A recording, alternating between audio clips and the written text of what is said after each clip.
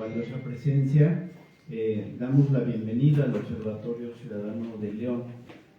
Comentarles que recientemente nos invitaron a la Universidad Iberoamericana León a integrar la Comisión de Seguridad Humana, y entonces, bueno, la presentación de este informe de incidencia delictiva pues es parte de ese trabajo. Hay que reconocer que el OCL pues tiene un trabajo muy importante ya sostenido pues de supervisión, de recomendación, de incidencia, y también a veces se critica que es bueno si se hace sabiendo dejar, ¿no? Entonces, muchísimas gracias por su asistencia y damos la bienvenida al doctor Fabricio Loruso, que es investigador y académico del Departamento de Ciencias Sociales, la maestra Mayra Legaspi del Observatorio, y un servidor autocompartido, coordinador del doctorado en Ciencias Sociales, Complejidad e Interdisciplina, y de la Maestría en Política y Gestión Pública. Entonces, sin más preámbulo, adelante.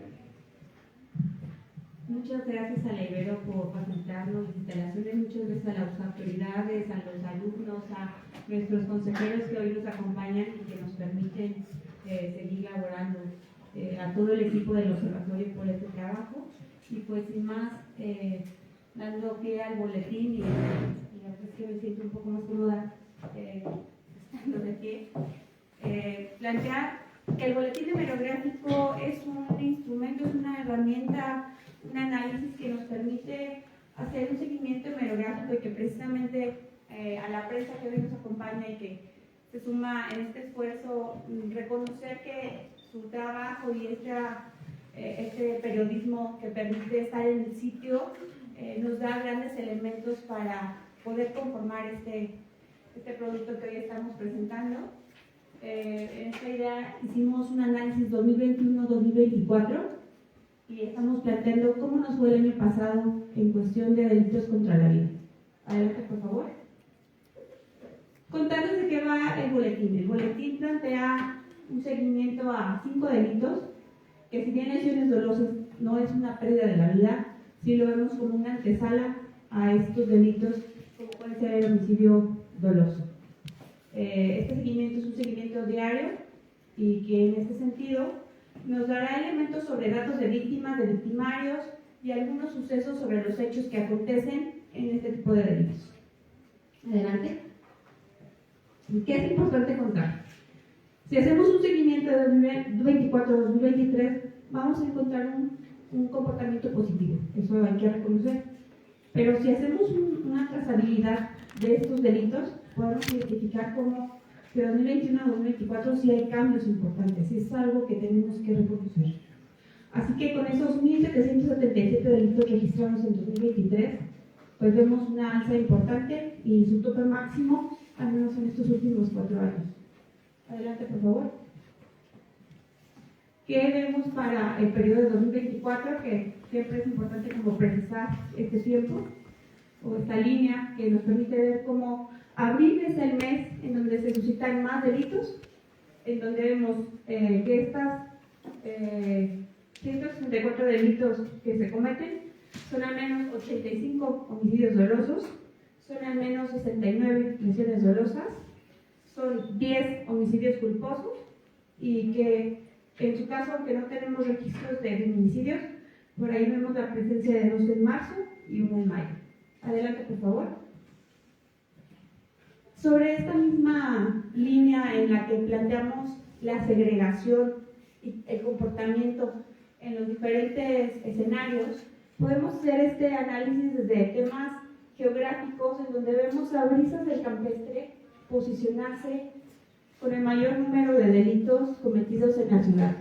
Y que es bien importante, que queríamos como plantear cómo Brisas del Campestre en 2022 ya se posiciona en el lugar número 1, pero buscando la posición en 2021 apenas se tenía 4 delitos. Entonces este incremento importante que se da hacia 2022 es algo que tenemos que reconocer como la urgencia de una estrategia y de una política pública para la zona. ¿Por qué? Porque Brisas del Campestre, que se acerca mucho a Paseo de las Torres, está teniendo un efecto multiplicador nocivo, porque está contagiando a la zona con este fenómeno, como pueden ser los homicidios dolosos, las lesiones dolosas, los homicidios culposos y feminicidio. Adelante. Así que este es el seguimiento. Tenemos que de los 48 delitos que se registran hacia 2024, 38 son homicidios dolosos, 9 son lesiones dolosas y 1 es un homicidio culposo. Y aquí me gustaría plantear muy claramente esta diferenciación en el fenómeno que es el homicidio doloso, que ya lo decíamos, hacemos el seguimiento a lesiones dolosas por esta antesala que representa las lesiones. Pero que el homicidio culposo, que aunque tengamos algunos registros menores, veremos que es importante darle un seguimiento porque representa una política pública en movilidad urbana también con muchos retos, y me atrevería a decir fallida, porque no estamos generando cambios para la pérdida de vida que se están suscitando por estos homicidios culposos. Adelante. Así que, ¿qué se presenta o cuál es el escenario de 2024? Bueno, pues en el tema de homicidio doloso tenemos 901 víctimas que se registraron en este periodo de enero a diciembre. Adelante. Vemos que la tendencia nos permite identificar que es julio el mes con mayor incidencia y que sí, identificamos un descenso desde septiembre y hasta diciembre que se sostenía, y que lo importante y que hoy queremos hacer muy manifiesto es que para poder cantar victoria tenemos que seguir con una tendencia a la baja, porque si no logramos mantener esa tendencia, pues el esfuerzo habrá sido solo un momento en el tiempo que tuvimos un descenso o una baja. Nosotros hacemos el análisis permitiéndonos categorizar los delitos en ciertas causas o ciertas motivaciones de los delitos. Así que encontramos que el 59% de los delitos por homicidio doloso eran agredidos de forma directa y calculada, es decir, que son ataques directos, y que un 32% más, que casi nos da poco más del 80%, son cuerpos abandonados que también tendríamos que reconocer podrían estar vinculados a temas de delincuencia, pero que yo siempre me gusta posicionar que son vidas humanas, y que bajo esa idea tenemos que entender que cualquier fenómeno que represente la pérdida de vida está dejando un efecto en familias sin padres, en donde los niños y las infancias están estableciendo grandes retos para seguir adelante, y en donde estamos encontrando crisis sociales bastante amplias e importantes que tenemos que atender y que requiere esta coordinación y este esfuerzo conjunto de todas las autoridades. Adelante, por favor. ¿Qué vemos de homicidios culposos?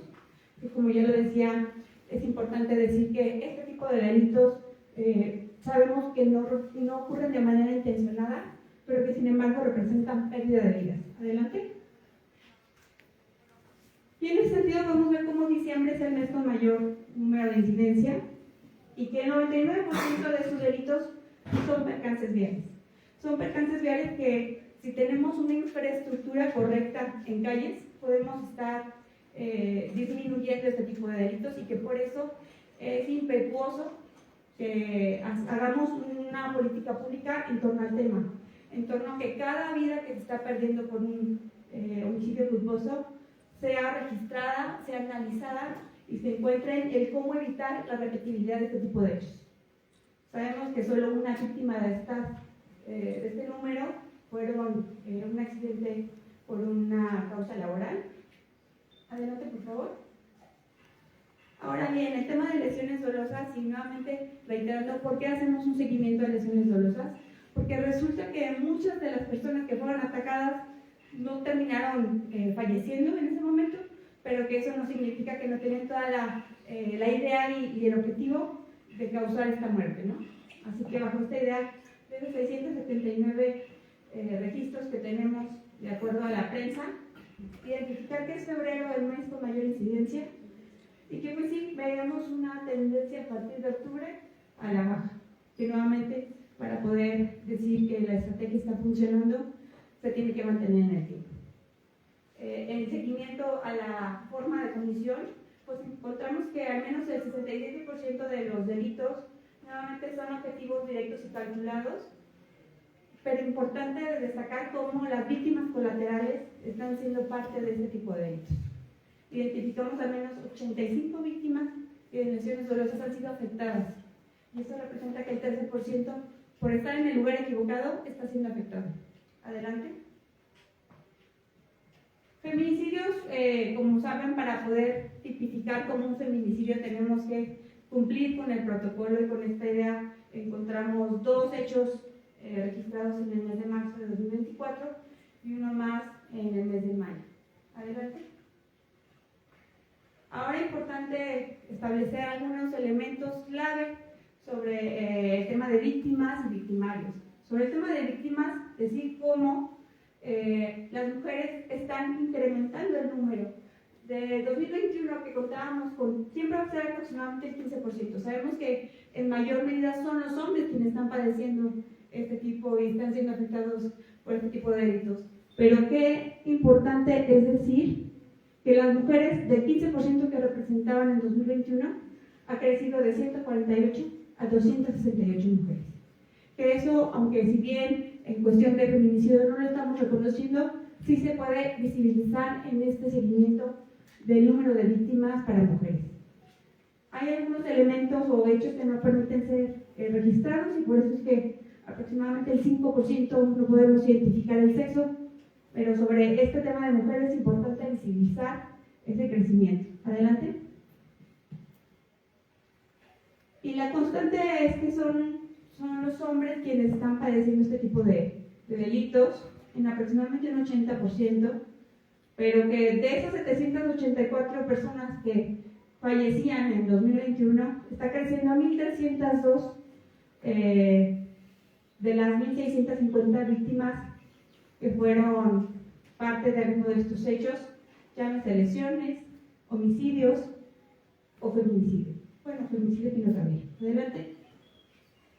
Edades de las víctimas. Aquí es importante precisar cómo entendemos que las víctimas se encuentran en rangos entre 18 y 28 principalmente, seguido de 29 a 39.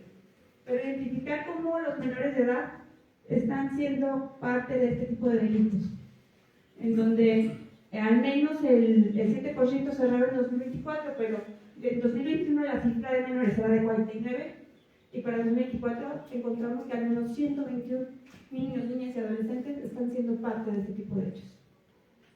Adelante.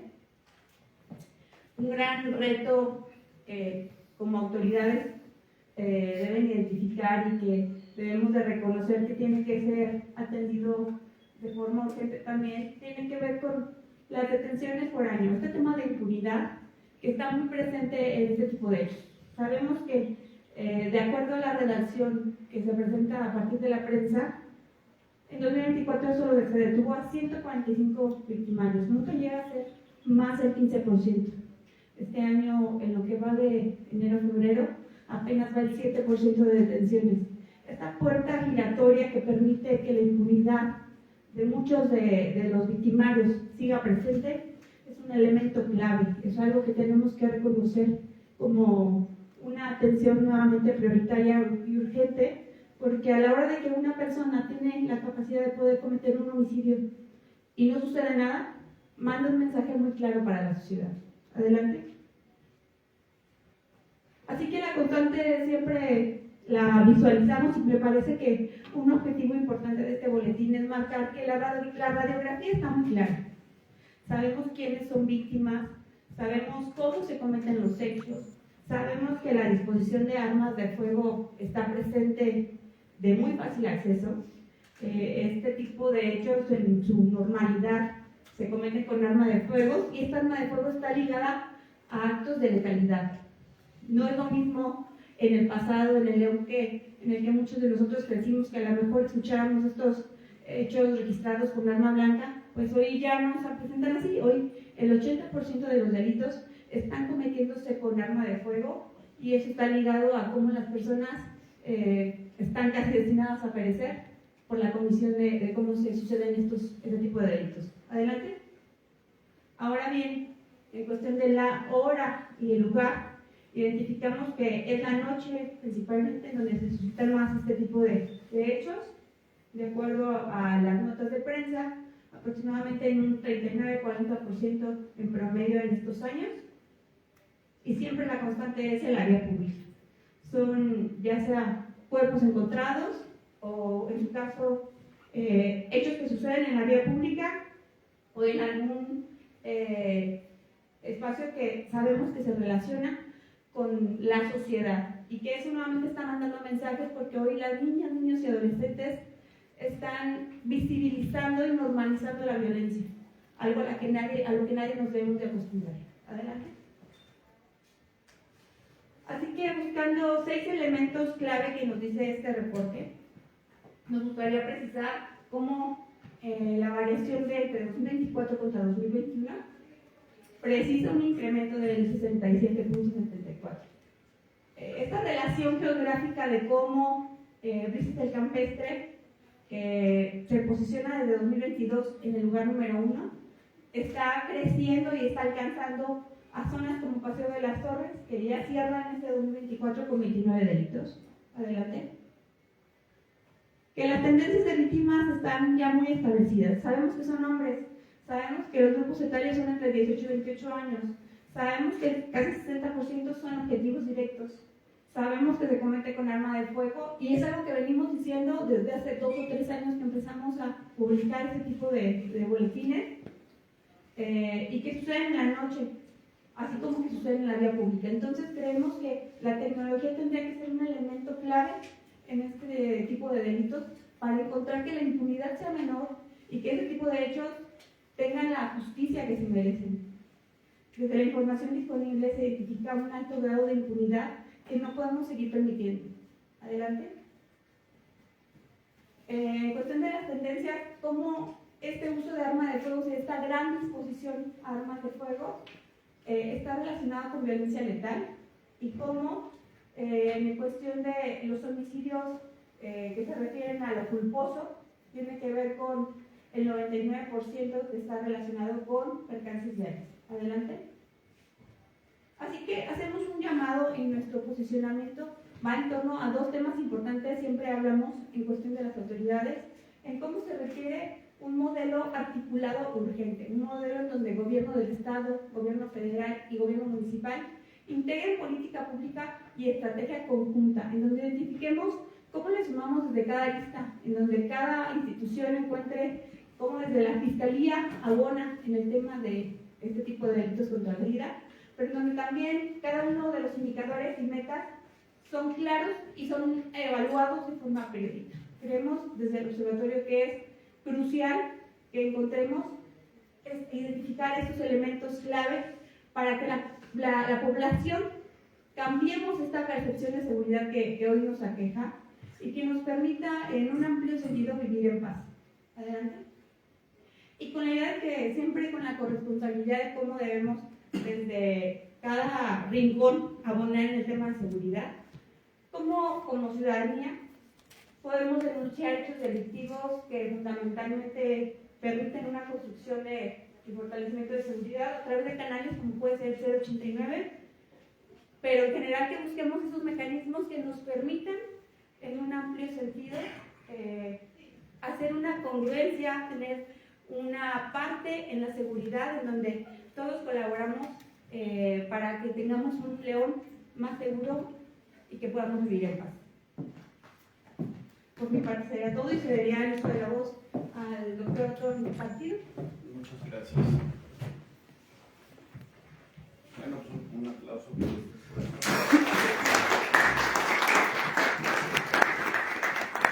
Bueno, mi presentación es muy breve, más bien va a ir como una descripción de tendencias generales en el país y quizá algunas orientaciones en torno a lo que ocurre en León, ¿no? Siguiente, por favor. Bueno, miren, esta es una información de INEGI sobre el comportamiento de los homicidios. Podemos ver cómo en 2006 empieza un repunte muy fuerte que lleva las tasas de homicidio de 8 a 24 por 100,000. Luego hay una bajada y 2018 es el punto más alto. Digamos que en los 3 años siguientes más o menos se trata de estabilizar la situación. Y bueno, sí, ahorita tenemos una tendencia un tanto hacia la reducción a nivel nacional, nada más que cuidado porque hay bastantes riesgos y continuamente vemos cosas que ocurren, ¿no? En particular, una preocupación es que Guanajuato es la entidad federativa con más homicidios. en 2024 concentró el 10.5% del total nacional, ¿no? Esto me parece especialmente delicado y grave, porque Guanajuato por muchos años fue un estado bastante pacífico. Además, pues era casi una cuestión muy curiosa, estando entre estados como Michoacán y Jalisco, ¿no? Entonces, si bien la tendencia es decreciente para el país y para el estado incluso, sí es preocupante que este indicador de ser el estado más violento se haya hecho permanente, como decía, en una entidad que antes era pacífica. Ustedes pueden descargar, se los recomiendo todos los días, es un ejercicio cotidiano que hago, informe diario de seguridad. Este es, por ejemplo, el del 4 de marzo, que es el último que había disponible hasta esta conferencia, y ustedes van a ver que continuamente Guanajuato está con más homicidios con respecto a los demás estados, ¿no? Aquí están los estados que concentran el mayor número de homicidios en todo el país, de homicidios dolosos, y aquí está el dato de 10.5, ¿no? Pero en las primeras mediciones incluso hasta podría ser 15%, ¿no? Bueno, hay también un tema que mencionó Mayra, con el que coincido totalmente, pero más bien en la Constitución, que la función de seguridad es una función concurrente entre la federación, estados y municipios. Entonces, casi lo más importante que tendría que decir en esta sesión es que se debe despartidizar en lo absoluto la función de la seguridad, ¿no? Es difícil pensar que se pueda despolitizar, porque pues, la seguridad es un tema muy sensible, muy político, pero lo que sí se tiene que hacer es despartidizar, ¿no? En este sentido, creo que también los ciudadanos ganaríamos mucho si las instancias, tanto federación, estado como municipio, explican a la ciudadanía cómo están haciendo esta coordinación, ¿no? Recientemente hubo una buena señal en la última visita de la presidenta Sheinbaum, que junto con la gobernadora Livia Denis, pues, mostraron la voluntad de colaborar coordinadamente. Bueno, sería interesantísimo. Yo por la gestión de mis posgrados, a veces tengo poco tiempo para hacer investigación, pero tanto para academia como para periodistas y para la ciudadanía en general, sería muy interesante saber cómo se está dando esa coordinación para controlar este fenómeno tan pernicioso que es la incidencia de homicidios en Guanajuato, ¿no? Siguiente, por favor. Bueno, también como parte de las reflexiones y las actividades que hemos tenido en el observatorio, me pareció muy acertado que ustedes hicieran una comisión de seguridad humana, ¿no? Porque en realidad los problemas de seguridad y de violencia rebasan por mucho la política estricta de prisiones, policías, sistema judicial, ¿no? Sino es una combinación de factores. Y hay una gran cantidad de documentos de Naciones Unidas, nada más y nada menos que la Oficina de Naciones Unidas contra la Droga y el Delito, que menciona que hay 7 dimensiones de la seguridad humana, ¿no? No se restringe solo a la seguridad personal o la seguridad política, sino también tiene que ver con seguridad económica, comunitaria, ambiental y sanitaria, ¿no? Entonces, más allá de la seguridad, creo que un reto para León es pensar en elevar la calidad de vida de la población en temas muy críticos y muy específicos, ¿no? En realidad creo que está más que demostrado que una visión securitaria de la prevención falla porque se debe enfocar más bien hacia el desarrollo humano, ¿no? Una política de prevención también tiene que orientarse hacia el desarrollo de capacidades y facilitarle la vida a la gente. En este sentido, un reto muy delicado, por ejemplo, en León, es el de movilidad del transporte, ¿no? El transporte es el doble de caro que en la Ciudad de México y la mitad de bueno, entonces ahí hay un reto muy importante, por ejemplo, para conectar el centro con las comunidades periféricas. Y lamentablemente también León ha destacado mucho en los diarios por el asunto de la desigualdad económica, ¿no? Y otro tema, por supuesto, tiene que ver con el medio ambiente, ¿no? Aquí casi saliendo al Boulevard Morelos podemos ver cómo recibimos una ración diaria de cáncer gratis porque no se ha resuelto, por ejemplo, el problema de las ladrilleras, ¿no? Entonces, ojo con la cuestión ambiental, porque eso tiene que ver también con la calidad de vida. Pero más allá de una política de seguridad específica, una política de transporte, una política de medio ambiente, se necesita una visión de ciudad que ayude a resolver este tipo de problemas.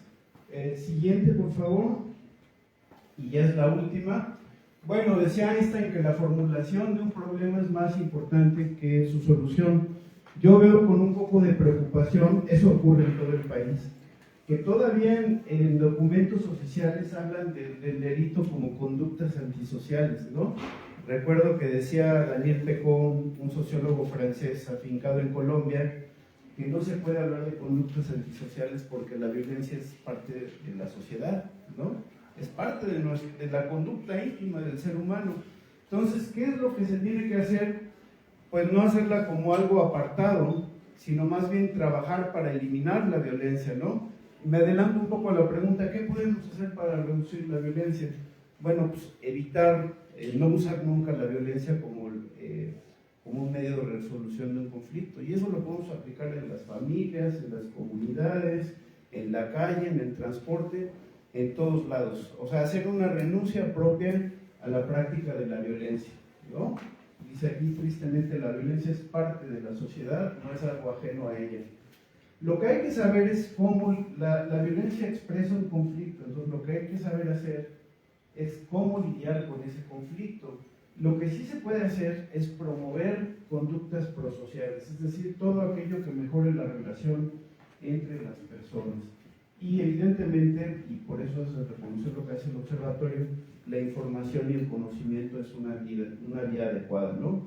También hay algunos proyectos sociales acá en León que se desarrollan desde hace mucho tiempo, que son muy buenos. Me viene a la mente, por ejemplo, Auge, que trabaja con orquestas infantiles en barrios periféricos. Pues eso no hay en todo el país, ¿no? O sea, es una cuestión verdaderamente a emular. Bueno, en realidad también el tema de la seguridad no se trata de un problema individual ni de algún sector específico. Es un problema colectivo de responsabilidad compartida. Decía Alessandro Barata, un criminólogo italiano, que la policía no puede todo, ¿no? Decía, el policía puede matar al pobre, pero no a la pobreza. Entonces, detrás de las violencias también es importante, usando términos de Lefebvre, otro pensador francés, pues que vivimos en la sociedad contemporánea una interferencia de crisis múltiples que tiene que ver por el ambiente, el ingreso, la salud, la educación, y eso tiene un impacto en la violencia. Entonces, en este sentido, todas las ideas de mano dura y control punitivo pueden resultar contraproducentes, ¿no? Hay que tejer más fino, es todo un reto conceptual, y bueno, a mí me da mucho gusto que todas y todos estén aquí, porque me parece que la universidad es un espacio idóneo para hacer este tipo de reflexiones. Muchas gracias.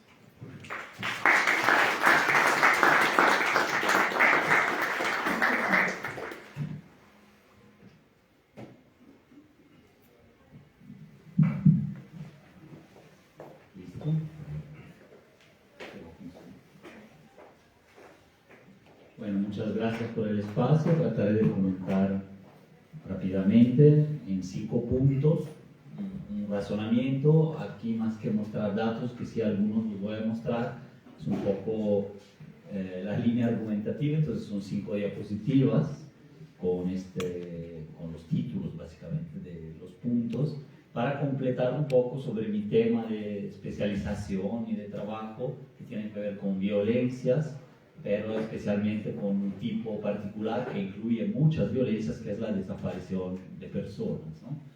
Entonces, bueno, primero destacar que cuando hablamos de desapariciones de personas, independientemente del tipo de delitos múltiples que se tipifiquen en cada caso, las insertamos conceptualmente dentro de un conjunto de violencias, le llamamos un régimen de violencias, o sea, un conjunto de reglas que de alguna manera regulan, establecen los usos, los accesos y la circulación de la violencia, ¿no?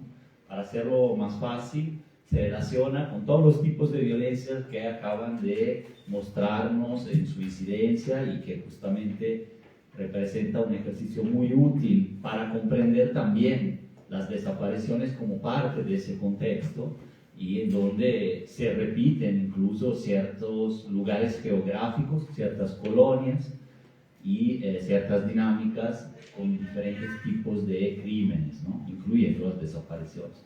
Entonces se me hace un ejercicio contrastivo importante en donde se amplían las fuentes, porque sabemos que hay, la prensa complementa bien a veces y de manera más inmediata, más directa, las fuentes sobre la violencia, que a veces a nivel gubernamental llegan más tarde, ¿no? Ya como estadísticas, etcétera. Sé que el OCL también hace ese ejercicio cada año, ¿no? Con ya resumiendo todo lo del año con datos del sistema, o bien después ya del INEGI, pero también yo creo que compañeros y compañeras de la prensa tienen ese papel fundamental, y en donde hay crímenes más en zonas grises, poco definidos, en donde a veces desconocemos la información oficial, ya sea de las fiscalías, etcétera, como en las desapariciones o el ocultamiento de cuerpos. Ahí es donde desde la academia aquí, por ejemplo, hemos usado muchísimo las fuentes de prensa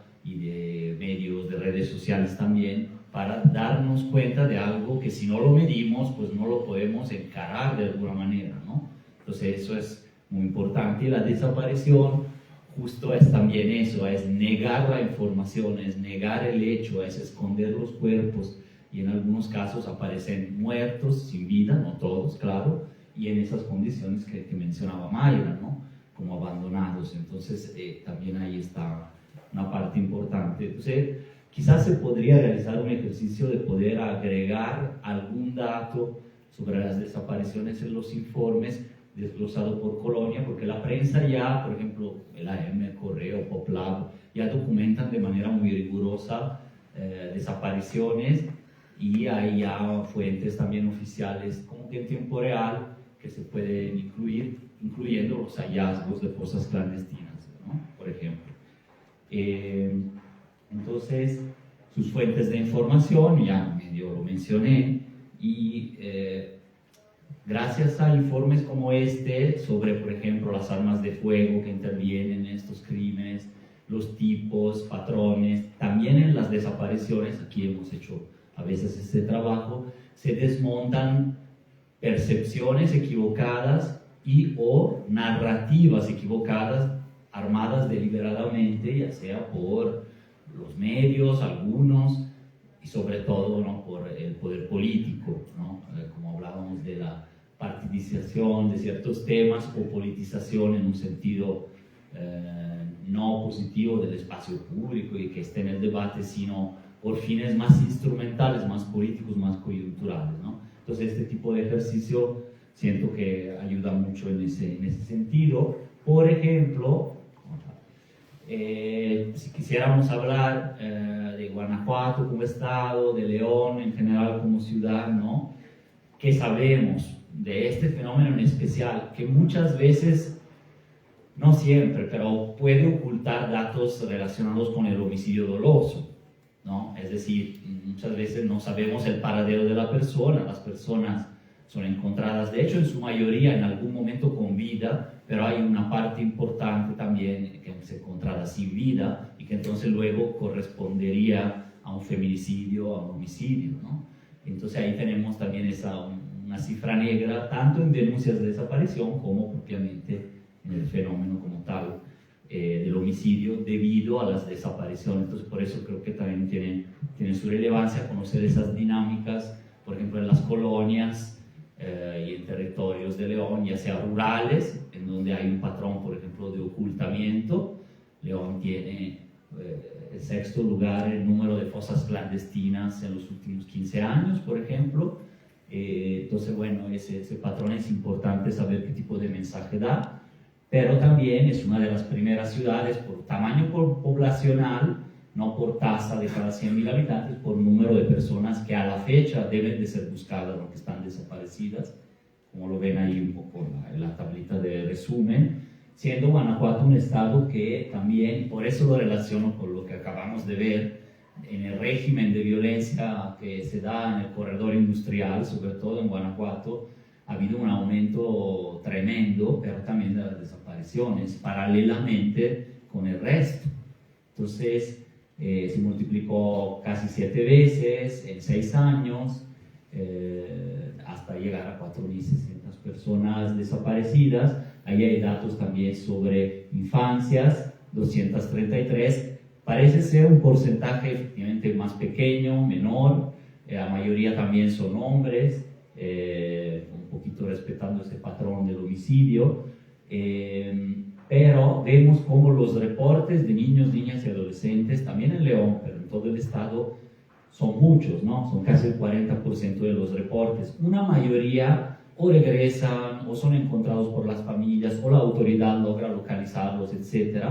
Aún así, es preocupante como también ese número ha crecido de niños, niñas y adolescentes que quedan como personas desaparecidas a la fecha y requiere políticas muy, muy específicas. También mujeres, también personas trans, o sea, ya hay protocolos de hecho especializados de búsqueda para estos tipos, digamos, para diferentes tipos de personas, porque hay patrones distintos, motivos y actores criminales distintos que intervienen, ¿no? Entonces, bueno, esto era para decir que en ciertos casos, bueno, por ejemplo, tenemos, quería mencionar, aquí para que no avanza. Entonces, dentro de 233 casos que hay, siempre tendemos a recordarnos muy pocos, además, quizás 1 o 2 al año. Ahora ha sido el caso, por ejemplo, en León hay 550, 520 personas desaparecidas, cierto número de niños, niñas y adolescentes, pero casos, digamos así, emblemáticos que salen en los medios, nos recordamos, por ejemplo, el caso del niño Mateo, muy reciente, o de Javier Modesto, un niño indígena el año pasado, 6 mujeres en Celaya, también hace un par de años, pero tendencialmente no hay un tratamiento del tema sistemático como tipo observatorio, justamente, que también pueda de alguna manera dar a comprender a las personas por qué suceden, más allá de las notas o del sensacionalismo, que es vaya que sí hubo mucho, ¿no? Yo ahí percibo elementos positivos, por un lado, porque sí se quiere, y a veces funciona, dar más visibilidad a un caso, por ejemplo, como el del niño Mateo, aquí en León. Se desarrolla una empatía, una solidaridad, al estar mucho en los medios y en las redes, me refiero. Hay un impulso a la búsqueda, efectivamente hay una respuesta más pronta de las autoridades, quizás la investigación avance más rápidamente y haya una rendición de cuentas. Sin embargo, un tratamiento de ese tipo, que era un poco la reflexión, que entonces es muy distinto de un observatorio y de un tratamiento como más constante de estos casos y datos, crea decisiones efectivistas, o sea, de generar un efecto, un impacto inmediato, un apuro de los resultados, es como el contrapaso de lo positivo que podría ser en un primer momento esa solidaridad ciudadana, vicios en el proceso de investigación, se revictimiza y confunde a las víctimas directas, a la familia y a las, digamos, a la sociedad en general, se generan incluso haters, odiadores, en contra incluso de la familia en algunos casos, y en contra de la propia autoridad que parece ser ahí quien gestiona esa información y de una manera que efectivamente ha sido, finalmente acabó siendo sensacionalista, ¿no? En ese caso y en el del niño Javier Modesto, dando incluso información desfasada o prácticamente a veces confusa, si no es que falsa, ¿no?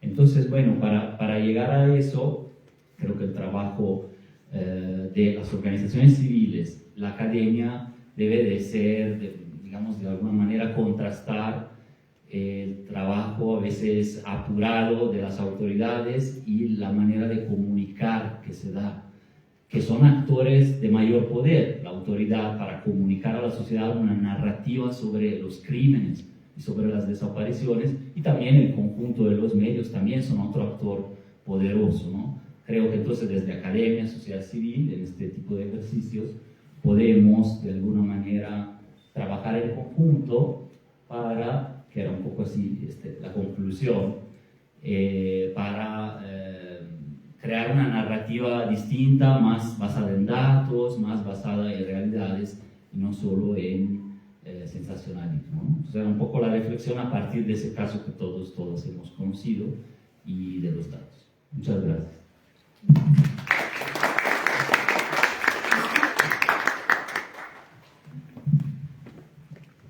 Muchas gracias por las dos participaciones. Por ahí les tarjetas por si tienen alguna duda, pregunta, comentario que quisieran hacer respecto a la información que hemos presentado.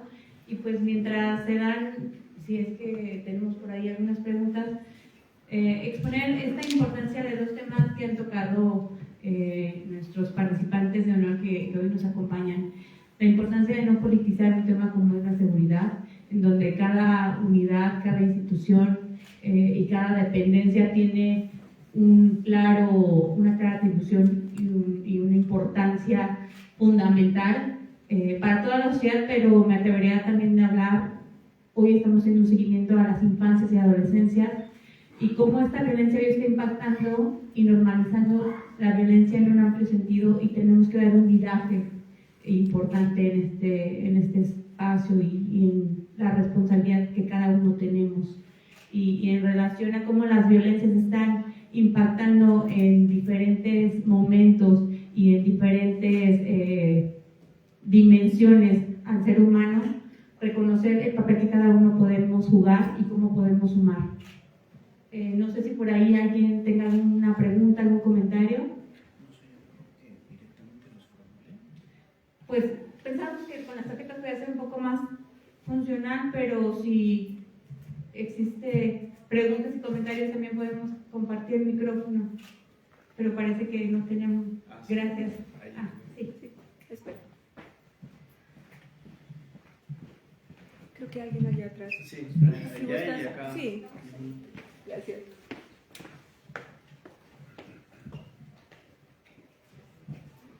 Bueno, yo un comentario, invitación a las autoridades, sobre todo que nos acompañan.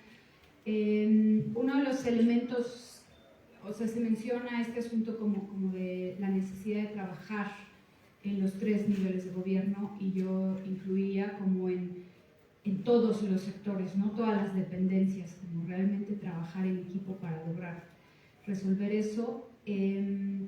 Se mencionó también el asunto de la impunidad, ¿no? De cómo la gran mayoría de los delitos no encuentran justicia ni pronto ni tarde. Y una de las cosas que nosotros hemos observado en las joyas que estamos tratando de promover, que la gente denuncie para abonar un poquito en lo que podemos pues a que se puedan perseguir los delitos, es el asunto de la denuncia anónima. Los mismos preventólogos le han dicho en las pláticas que luego acercamos con la gente que efectivamente ninguna llamada al 911 es anónima. Y lo que la misma gente nos refiere es que si denuncian, llega el policía y sabe quién y cómo, y probablemente y muy frecuentemente el delincuente también sabe, ¿no? Y como el camino alterno, que lo mencionaba Mayra, es el 089, no es para emergencias, sino es como, esa sí es anónima, al menos es lo que nos han dicho, pero no lo atienden de manera inmediata como en el 911. Entonces creo que una posible vía, digamos, sería evaluar la posibilidad de hacer cambios en ese sentido. Digo, hay muchos cambios necesarios para que vayamos caminando hacia allá, pero al menos en lo cotidiano que nosotros vivimos en las joyas, ese sería como un primer paso. Sí, muy de acuerdo, Sara María, la importancia de mecanismos y canales de comunicación que permitan la denuncia es de gran importancia. ¿Alguien más? Por acá tenemos una. Sí. Muchas gracias. En la última parte del cierre del doctor Otón me llamó mucho la atención y me gustó la diapositiva, la que creo que traía Einstein, en el tema de la gestión de conflictos, porque si bien todas las instituciones pues debemos de ser garantes y tener los protocolos y garantizar todo el acceso a la libre de violencia de las infancias, incluso prevenir promover la cultura de paz y tener políticas públicas asertivas en todos nuestros ámbitos, pues ha faltado mucho. porque todas las instituciones estamos rebasadas y de cierta manera nos ocupamos de las consecuencias y no de las causas. A mí me gustaría, doctor Otón, que nos diera un comentario en esta parte, porque se habla mucho de la cultura de la paz y la cultura de la paz, pero son temas que al parecer están de moda y luego se olvidan. Y realmente nuestra incidencia municipal, yo vengo del Ayuntamiento de San Francisco del Rincón, pero también de todas las instituciones, pudiera haber una especie de políticas donde se promueva la mediación escolar, donde se provenga de dónde provee las violencias desde el ámbito escolar, los barrios, las colonias, y poder tener una conjunción las distintas instituciones. Me gustaría que nos hiciera un comentario sobre qué opina de estas políticas públicas. Gracias. Muchas gracias por la pregunta. Bueno, creo que el municipio es un espacio privilegiado para promover cultura de paz como una práctica sostenida que tiene que ver también con hacer una gran interrogación a nuestra condición humana, ¿no? Cómo nos relacionamos con el entorno. Decía yo que para mí es muy importante que individualmente nosotros digamos, por ejemplo, renuncio a la violencia como medio de solución de conflictos familiares. Y así va avanzando, ¿no? Porque finalmente también, bueno, lo sabrán mucho mejor los psicólogos y los especialistas, la expresión de violencia es también una expresión de algo personal no bien atendido, no suficientemente atendido, ¿no? Entonces, por eso también el tema del fortalecimiento de las capacidades es muy importante, ¿no? Para que las y los niños sepan relacionarse de otra forma con el entorno, ¿no? Rápidamente, dos referencias importantes históricas que me encanta la historia. De los primeros que hizo seguimiento de datos criminológicos fue Rafael Ruiz Harrell, que era un académico y periodista. Entonces, las estadísticas que él muestra son impresionantes porque lo que revelan es que México posrevolucionario es extremadamente violento y se fue reduciendo y nuevamente volvió a repuntar con el tema de la guerra contra las drogas, ¿no? Entonces, probablemente hay que ir cambiando las inercias, también promoviendo culturas sociales distintas. El 8M puede ser controversial, pero es un muy buen ejercicio de cultura de paz y de cambio de nuestras mentalidades en torno a las relaciones entre los géneros, ¿no? Entonces, probablemente, por ejemplo, los hombres también tenemos que reflexionar de otra forma distinta cuál es nuestra relación con los demás, ¿no? Entonces, por ahí iría. Pero el arte, la cultura y el deporte pueden ser herramientas muy buenas y están a la mano de los municipios, ¿no? Gracias. Sí. Buenos días. Precisar ahorita este comentario que usted ha dado. ¿Qué realmente tanto está abonando en la cultura de la seguridad en las colonias de la periferia del municipio con esta implementación de poner cuarteles de la Sedena? Lo estamos viendo en Las Joyas, ahí hace poquito que empezó la construcción ahí uno. Me parece que San Juan de Bajo también hay otro. Realmente está impactando en materia de seguridad este acercamiento entre ciudadanos y autoridades. Y ahorita que menciona el doctor Otán el tema del 8M, ¿qué tanto está realmente impactando esta alza de las voces por parte de las mujeres sobre la violencia? Lo digo porque al final del día siempre existen los comentarios al respecto de que hay personas que no están tan de acuerdo con la iconoclasia, por llamarlo de alguna manera, y tal vez porque no lo entienden. ¿Qué es todo esto? Pero al final del día para ellos es un tema tal vez violento. ¿Realmente qué tanto han impactado? ¿Ustedes han encontrado voces que han determinado cuáles son los resultados de todo esto? Pues sobre la Guardia Nacional, recuerden que la seguridad tiene muchas divisiones y funciones, ¿no? Y una de ellas es la inteligencia. Entonces, pues habría que analizar también desde esa perspectiva. Yo no soy experto en temas de inteligencia, pero han venido muchos acá a León siempre para hablar un poco de este tema. Y sobre el 8M, bueno, pues son procesos muy complicados. O sea, el entendimiento que vivimos en una sociedad violenta nos lleva a la pregunta hacia qué debemos cambiar para que no ocurra eso, ¿no? Pero posicionar el respeto como una forma de relación social me parece muy buena idea, ¿no? Pero son cambios graduales, complejos, ¿no?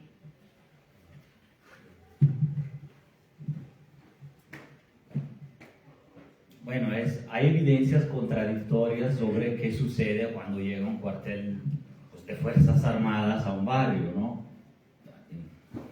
Digo, a mí no me gustaría ser vecino de un cuartel de la Sedena o de la Guardia.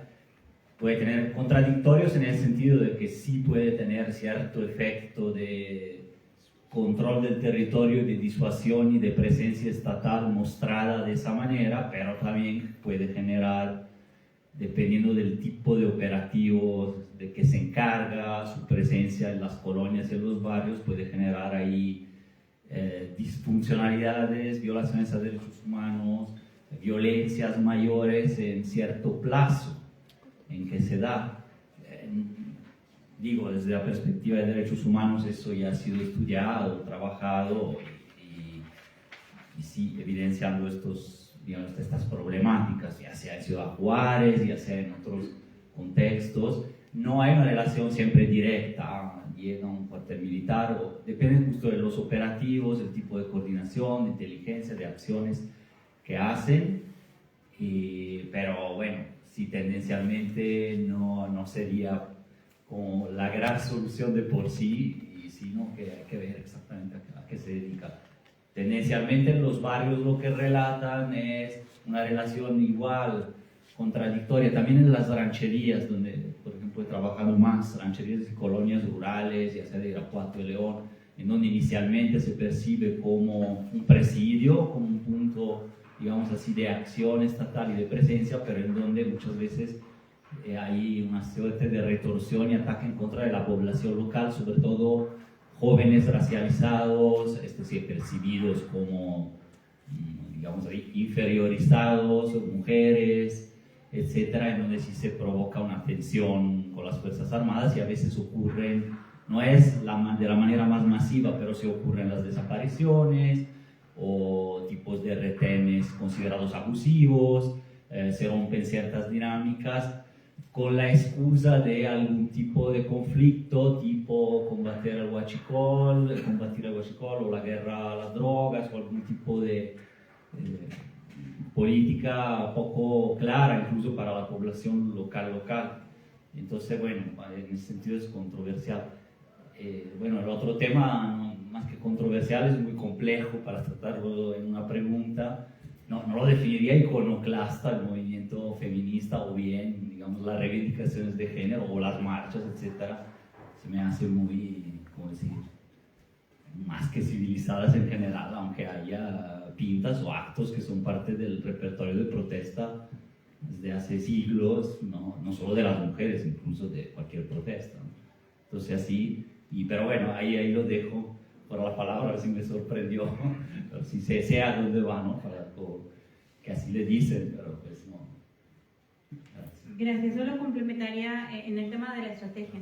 La presencia en sí misma de la Guardia Nacional no va a hacer un cambio, entonces lo que necesitamos es estrategia, lo que necesitamos es sumar y articular a nuestras autoridades y esta importancia de que se dé el ceder estos temas partidistas en favor de cambios positivos, que haya voluntad política en donde cada una de las instituciones entiende su papel y trabaja en favor de la ciudadanía, no en favor de papeles partidistas. Y en cuestión de las mujeres, pues hablaría de cómo es un derecho humano estas manifestaciones y pues al menos desde mi percepción y como mujer siempre defenderé este derecho de las mujeres a ser parte de un espacio en donde hacemos una liberación y exigimos nuestros derechos como bien lo podemos y lo debemos hacer. ¿Alguien más? Sí. Buenos días, perdón. ¿Alguien más? Adelante.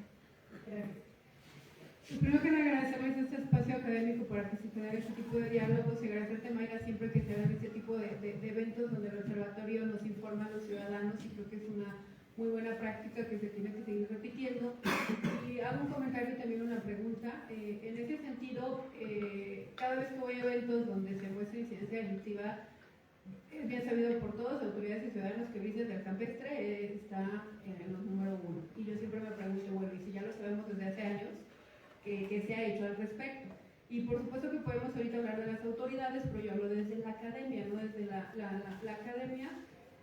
Si bien sí se han hecho esfuerzos que a lo mejor no han tenido el impacto esperado, desafortunadamente la ciudadanía no conoce estos esfuerzos. Hace rato usted, doctor, hablaba sobre el tema de auge, y hay algunas otras asociaciones o proyectos que sí han tenido un impacto, a lo mejor mínimo, pero finalmente un impacto, y creo que desde la academia debemos de empezar a visibilizar esas buenas prácticas, porque las noticias todo el día nos están hablando de cómo estamos de incidencia delictiva en León y demás, y yo no niego esa realidad, la tenemos que visibilizar, pero también visibilizar la otra parte, y que esos esfuerzos, entonces, si los conocemos, nos vamos a sumar más, porque a lo mejor muchos de aquí pues no vivimos en esa zona, algunos la conocemos, como es mi caso, por temas de proyectos y demás, pero creo que sí debemos desde la academia empezar a documentar esas buenas prácticas.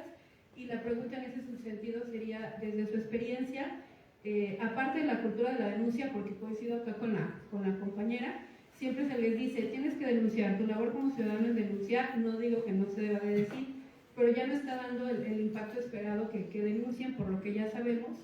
Entonces, ¿qué otras experiencias o acciones muy concretas pudiéramos realizar desde la academia para sumarnos a de alguna manera resolver esta problemática que, aunque no vivamos ahí, definitivamente nos termina afectando a todos los que habitamos León? Entonces, esa sería mi pregunta.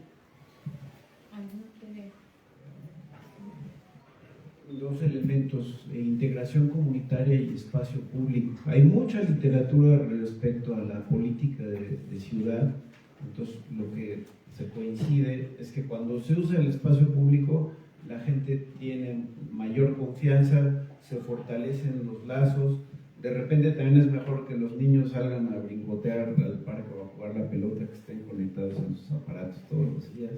Entonces, el fortalecimiento del espacio público es clave para y política de ciudad, o sea, tener visión de ciudad para ver cómo se integran los distintos elementos para fortalecer la convivencia y la calidad de vida.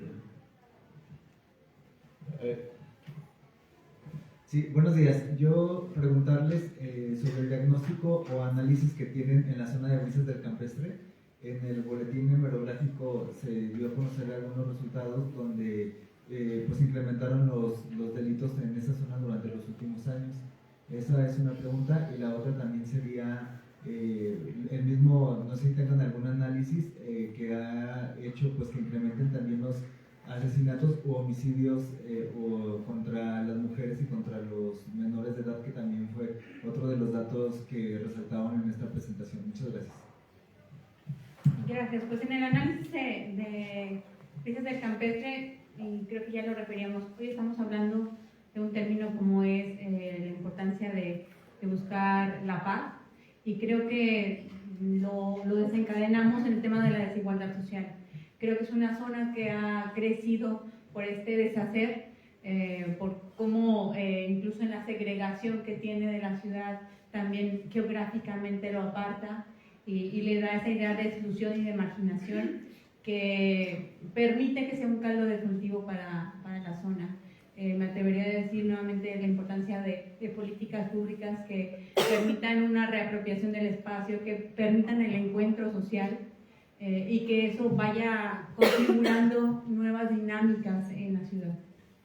No sé si alguien quiere complementar. Y respecto al tema de menores y de mujeres, lo cierto es que la información que nosotros logramos captar es a partir de lo que ustedes mismos nos comparten, y pueden ser siempre restringidas la información, y que buscamos en todo caso en esta curación de ver cómo sacamos el dato más objetivo, pero que siempre es un reto poder llegar a un dato más específico.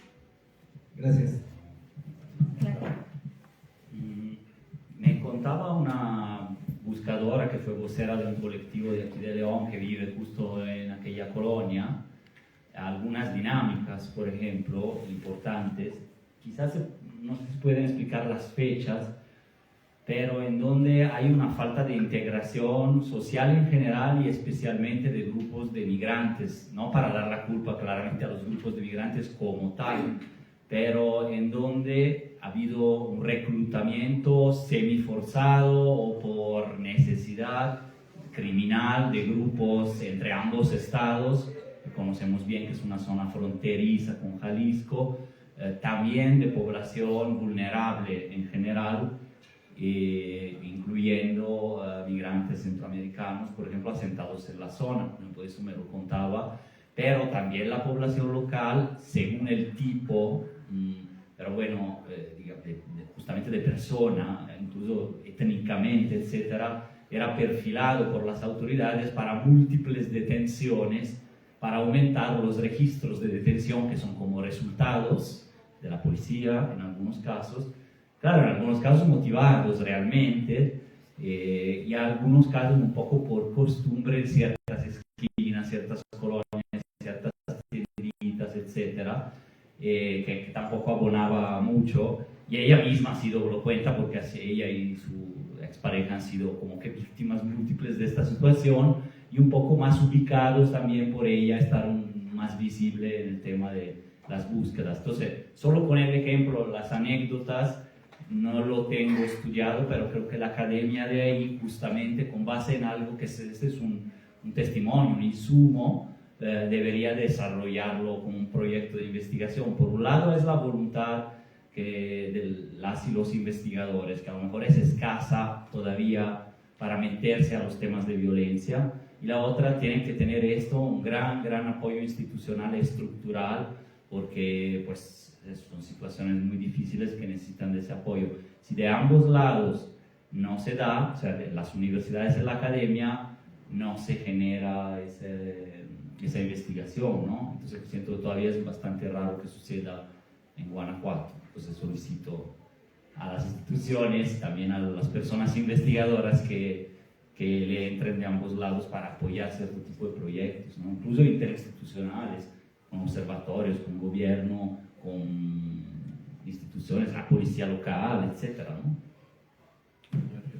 Y para cerrar la pregunta del caballero, para que todos podamos ir en tiempo, y entiendo que los espacios luego llegan a crecer mucho, entonces para cerrar con su pregunta. Sí, gracias. Primeramente soy Mario Martínez, estoy aquí como ciudadano. Señalaron, o al menos los escuché, que una manera puede ser la cultura y el deporte que puede ayudar en ello, ¿no? Entonces mi pregunta para los panelistas es: ¿qué disciplinas culturales y deportivas tienen identificados que realmente ayuden, ¿verdad?, a esta, ¿cómo se llama?, esta reformulación de los problemas como señalaba la frase, ¿no? Digo, creo que a veces sale un poco contradictorio desde mi punto de vista. Normalmente a veces ponen como disciplina el fútbol y a veces el fútbol lleva riñas o otro tipo de escenarios que pues ahí yo no estoy en esa línea a favor, ¿no?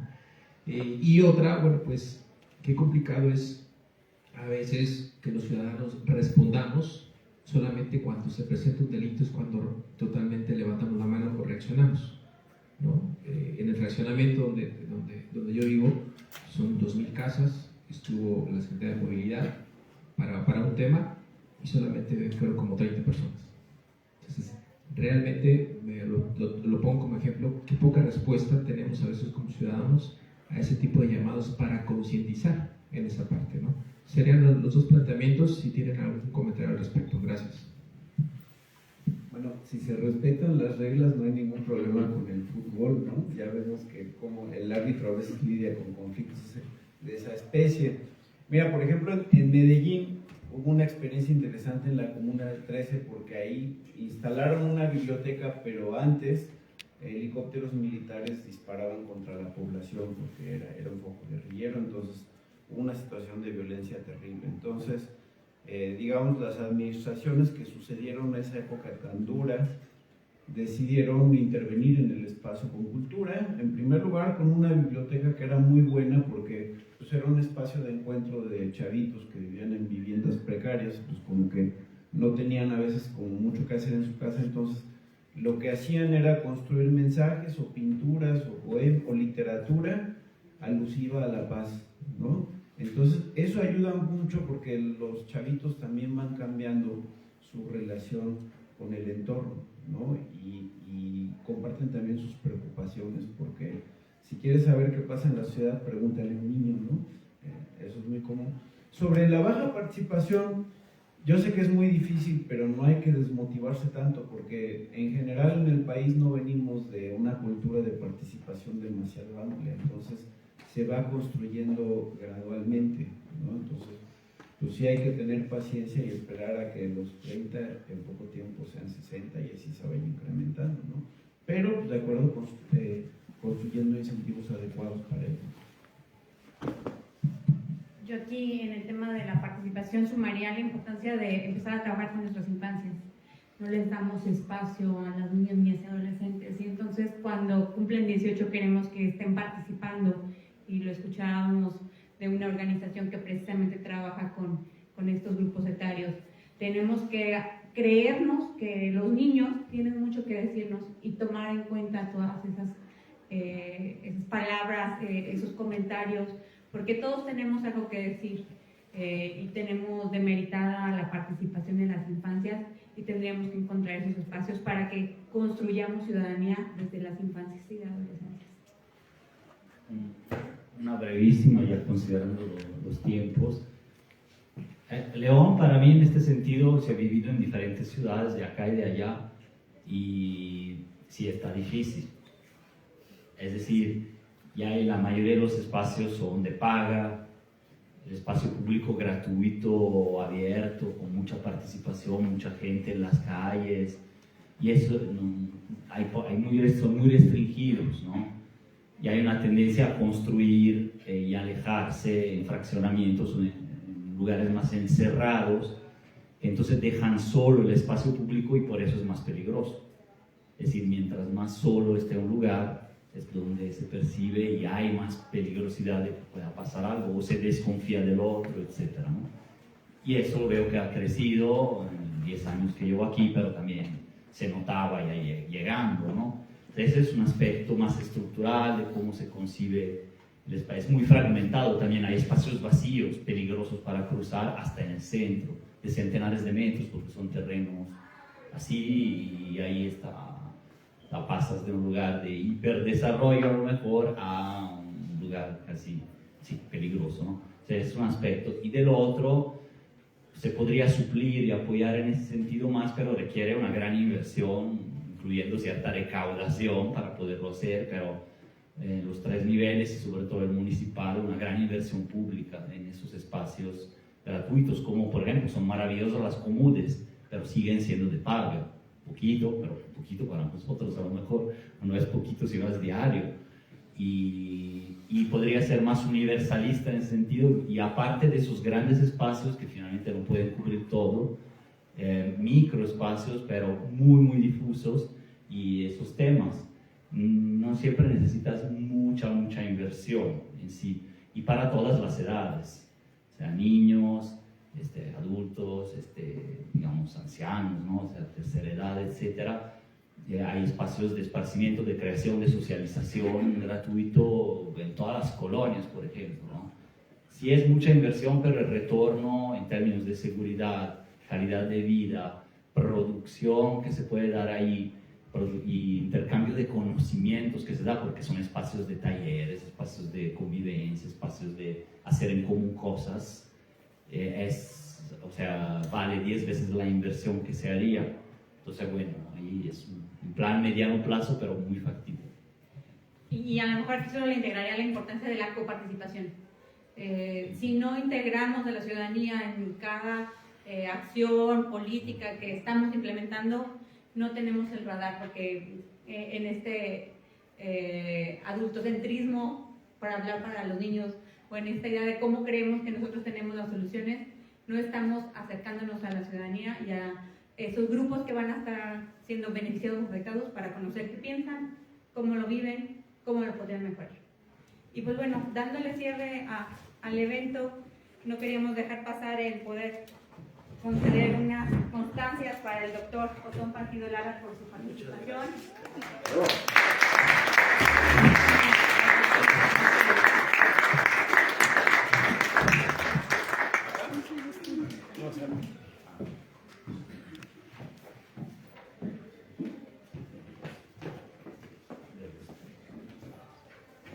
Les toman aquí primero.